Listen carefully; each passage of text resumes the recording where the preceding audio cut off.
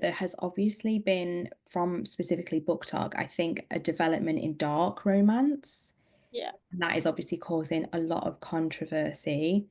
I do feel like that is something that has grown specifically from Book Talk as a platform. I don't know that it existed before Book Talk in the way that it does now. Like I don't know if you ever would have seen Haunting Adeline in a Yeah, but commercial. I've read all of those myself, so I have Yeah. seen them advertised as well. Yeah, and they are actually in places like Waterstones now, which Yeah. I don't think you ever would have seen a book like that on a main table in Waterstones pre-Book Talk.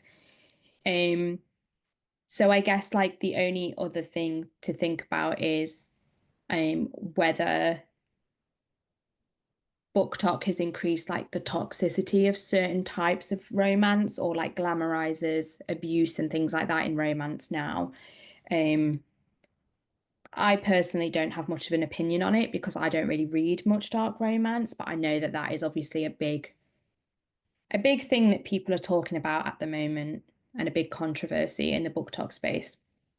Yeah, because obviously, Colleen Hoover was a big one at the Yeah. beginning of, lockdown book Mm, talk.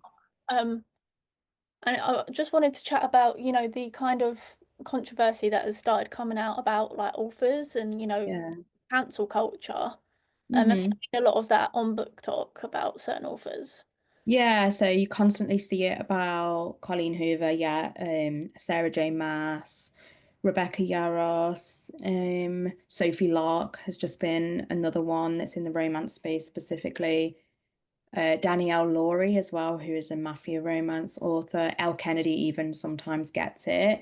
And I think there's like varying different degrees.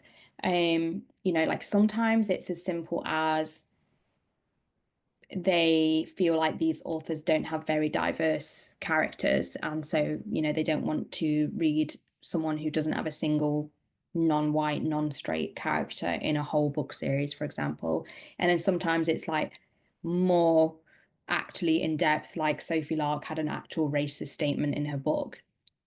And I think with cancel culture, it's a difficult one because I can't actually think of a single time where an author has been cancelled and they haven't still maintained a level of success. Like people constantly talk about Rebecca Yarros and Sarah J. Maas being cancelled, but they are still the two biggest authors in romantic fantasy. Yeah. Um, for every person that I've seen talking negatively about Sophie Lark, I've still seen, like Republican Americans saying that they still love her and they're still going to read her books. Yeah. So I feel like cancel culture isn't really a thing, but what it does do is pushes authors to decide whether they are going to take accountability for a situation, and that Yeah. that kind of determines their demographic of reader going forward. Yeah, Um, because obviously, the kind of It Ends With Us thing, was online a lot. did the colouring book that there was that time. So she did a colouring book for a book that's about domestic violence, and then people were like, "Why have you Yes, done I that?" think that was my question was, a lot of these romance books are labeled as romance, but they're Yeah, actually, like you said about Haunting Adeline, they contain such dark themes, but we still kind of label them as romance. Do you see that a yeah, lot? yeah. Your So I opinion? think that is the biggest problem with this whole issue is not actually what's in the books, but the way that they are defined and marketed.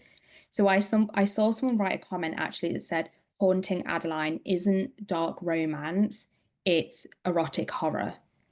Yeah. And that feels much more accurate. Like, yeah, it's a horror book. It's got horrible things in it, murder, trafficking, like it's got all sorts in it that shouldn't be taken lightly. No 18-year-old girl should really pick this up who, if they've never had a relationship before and think that that's normal. Um, Yeah. but if you were to see horror, you know automatically the types of kind of content and themes that you're going to get in there. And it just so happens it might have a slightly romantic edge. Um, and for instance, like, I don't know if you've read the Magnolia Parks books. No, I've got them, but I haven't read them. But Oh, they're so good. But yeah, so like they're another one that's defined as romance. But then people go into it and they're like, this isn't romance because the way they treat each other is toxic and blah, blah, blah. And I agree. Like, I actually don't think they are romance. I think they're women's fiction.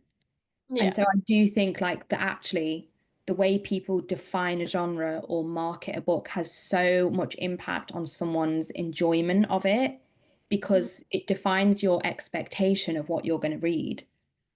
If someone told me, like, actually, this is a really good example. So there's a book called I think it's called Long Shot by Kennedy Ryan. And it's like it's marketed on Amazon as a sports romance. It says like forbidden romance, all the tropes and things like that. And so I thought it was like going to be Elle Kennedy style sports romance, Becca Mac. And then I read it, and it's literally the saddest book I've ever read. Every other page is like domestic violence. It's honestly not a fun time at all. So I came away finishing that book like not enjoying it because I was like, that wasn't a fun romance. That wasn't a quick little like palate cleanser.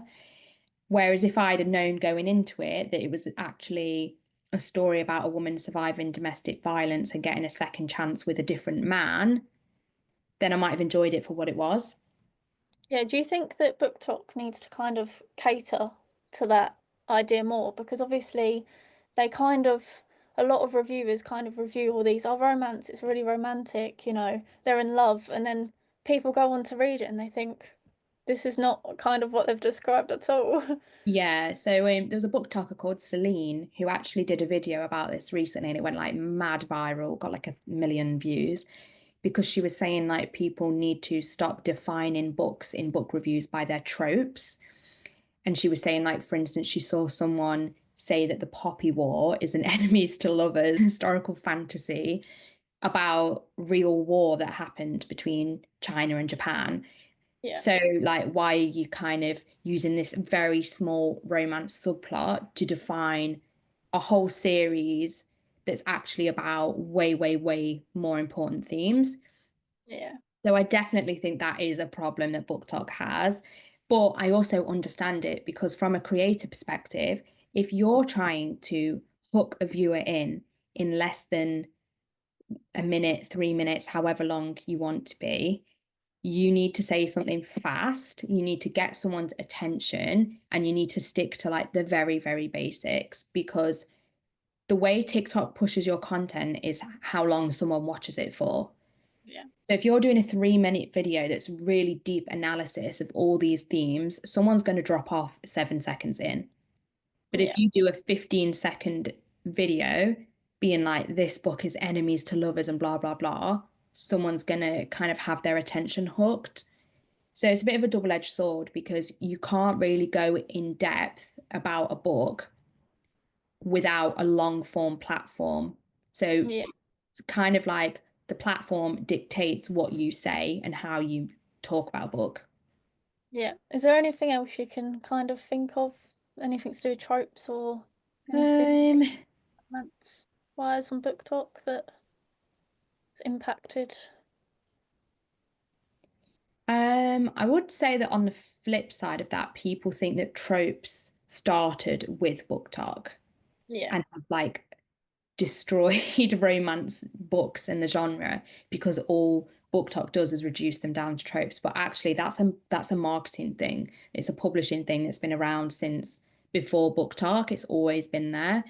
So the only yeah, other thing I would say is that like yes, book talk gets a negative rep for that, but they didn't start that. It's just always been a thing. Um, but otherwise, I'm not sure I have anything else I can think of unless there's anything you specifically think would be helpful for your research. No, I think that's kind of everything. I'll just stop the recording now so that Yeah. it's done.